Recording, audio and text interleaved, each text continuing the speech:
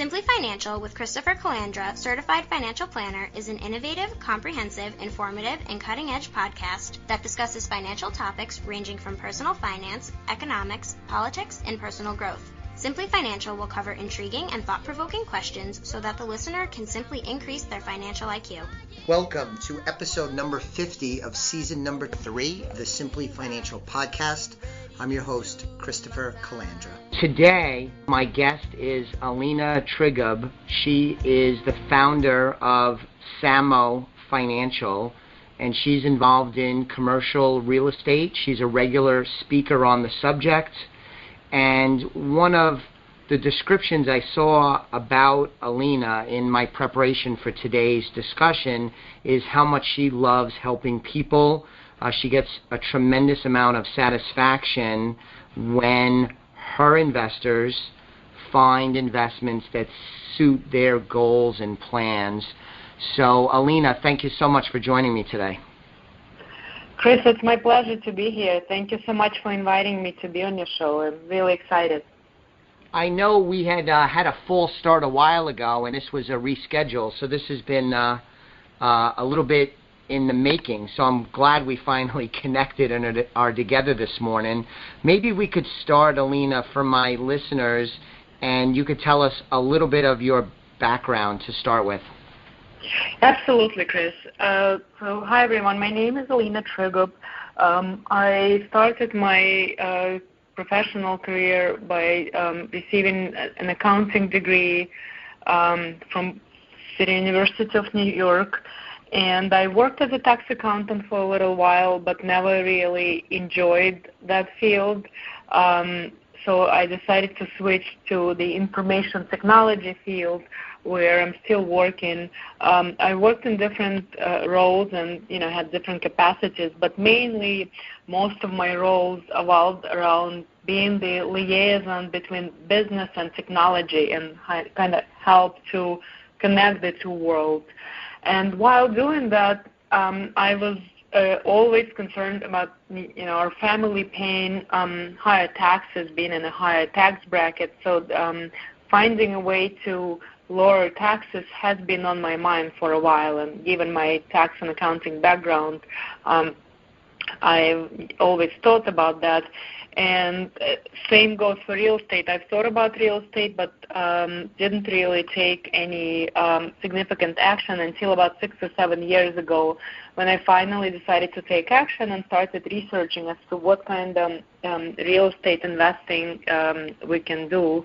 And after unsuccessfully searching locally for property where the numbers would make sense, I decided to look out of state. And while doing my out-of-state research, I came across the world of syndications. And for those that may not be familiar with what syndication is, it's simply when a group of people joins the forces and buys a large real estate together. The money are pulled together, and a partnership is formed where there are people that are GPs, general partners, that do all the work of finding, inspecting, negotiating the property, and then managing it. And the rest of the people are limited partners, LPs, or passive investors, as they also called, that invest their funds into this investment and let the general partners do all the work. So I decided to give it a try, and after doing the research, I invested as a limited partner in a syndication. And after the first one, I did the second one and the third one, and the process kind of flowed in after that. And after realizing the tremendous benefits of this passive investing, and realizing that it's not very common, not a lot of people are familiar with this concept, I decided to bring this to market and share it with other folks, and I formed my own company with, again, the sole purpose of spreading the word and educating other folks and helping other people that may also not have the capacity or desire to be active landlords and get the phone calls in the middle of the night about problems with the property, but simply having a way of investing in real estate and becoming partial property owners through these syndications give them the ability to do so by partnering up with us, and so receiving passive income, also saving on taxes, and the third, also very important component to me at least, is the social impact, because the strategies that we're implementing when we're buying properties is typically a value-add strategy, which essentially entails that we buy a property and we renovate it, whether it's apartment complex or maybe it's a mobile home park community. So we try to change it for the better to attract the right kind of tenants, so the tenants would stay with us longer, because we make the community attractive to them, and that we make it a place where people want to stay. And that, to me, is a huge positive impact. I'm helping potential tenants on one end, where they are coming into community where they want to live for a long time, and helping passive investors on the other end, where they're making money on this and doing it completely passively, just as they planned. So to me, that's also another tremendous benefit that is beneficial on both ends. And that's what SAMO Financial is about. So how long ago did you found SAMO? It's been almost 2 years since I found SAMO Financial. Beautiful. Now let me ask you this, Alina. Obviously, people could individually buy properties, multifamilies, commercial, single family. They could rehab. There's a number of ways you can do it. And then also you could go into the publicly traded marketplace. Basically, go to the stock market, and there are lots of publicly traded real estate investment trusts where you're buying into a portfolio of real estate. And so those are two common ways that people invest in real estate. Is it fair to say, Alina, that the syndicate is a little like the publicly traded REIT companies, just on a smaller scale, where it's part of a syndicate? Are they kind of similar in that way? They're similar in terms of the business strategy, where properties are bought and repositioned. They're different from a tax perspective, because the income produced by REITs is ordinary income, and the income produced through syndications, private placements, is for the most part passive gains and losses, where one can be netted against the other. And with gains can go to as high as 20%, where ordinary income could be treated for some folks at as high as what's the highest, 39% these days. Right. Okay. So the main benefit. So with the syndicate, what you help your clients do is identify suitable syndicates that they may want to invest in. Is that right? Sure. So whatever projects I'm working on, I share it with my clients, and I share it based on their interests that they've expressed to me, and it's up to them whether they want to invest with us or not. But these are the projects that have been vetted by the sponsors and then fully vetted by me as a second stage, and now it's up to the investors whether they want to partner up and join us on these projects. Because it seems to me the syndicate process is attractive in many ways, although a key element of that is identifying good syndicate sponsors, because those partners, the general partner, or the person running the sponsor, I guess is a better way to say it. I mean, they need to be good at their job, because they're the ones identifying the properties, making the purchase decisions, deciding on the repositioning plan, and ultimately deciding on selling the property. So how do you screen for good sponsors?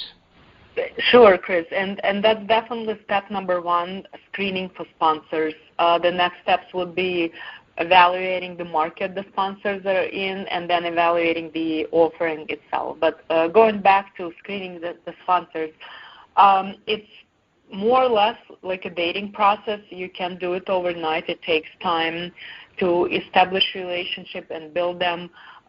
we go through the extensive questionnaire that we've developed over the time, and then obviously evaluating the prior projects that the sponsors worked on, looking at their underwriting, verifying their strategy,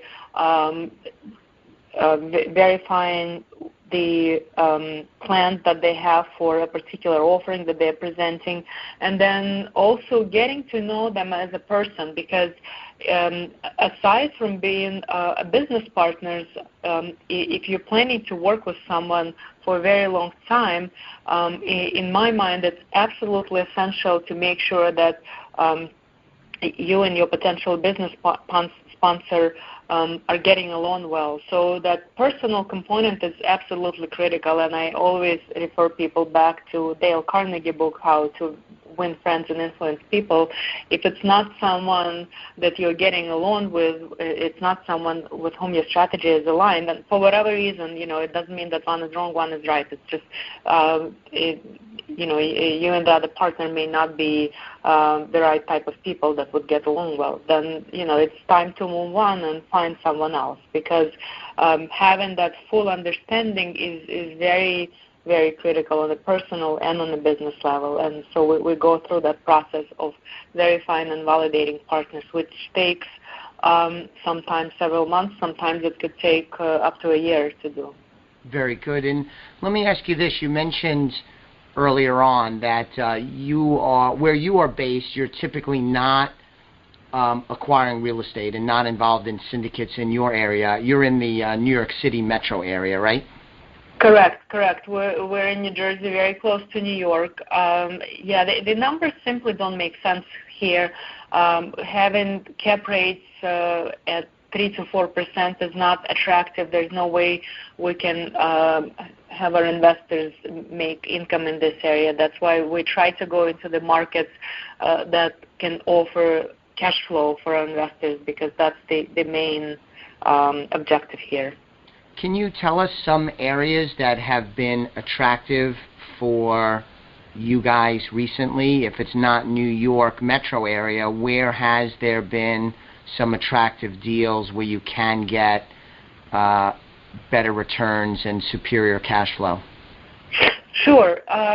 It depends on the asset class, but if we take apartment complexes, some of the most attractive markets for us where we invested have been Dallas-Fort Worth area or Houston area. There's tremendous growth. The infrastructure is there. The jobs are coming in. People are going into that area. Texas is one of the personal income tax-free states, so it's definitely attractive. Cost of living is very affordable, and the climate is relatively warm, so people are attracted to that. And then the jobs. Large companies that just keep going to their to Texas area, and that is attractive to us as well. And so these are some of the areas where we bought properties. That makes a lot of sense. So let's switch gears a little bit, Alina. And so when you were growing up, did you grow up in a house that was poor? Was it lower middle class, upper middle class? Did you grow up in an affluent household? What kind of household did you grow up in? I would say it was probably, lower to middle class household, but it wasn't here. I grew up in a former Soviet Union, so it was a completely different environment. Completely different environment. I imagine that's very, very true. So when did you come to the United States? I came here as a young adult, and I went for my undergraduate degree directly. So that's where I started my career as a student at Baruch. Okay, Baruch is that a SUNY school in New York? Yep, City of New York it is. School? Okay. Yep. Baruch was well known for its accounting graduates. That was attractive to me since I decided to major in accounting, so I applied for Baruch and was accepted, and was a good choice.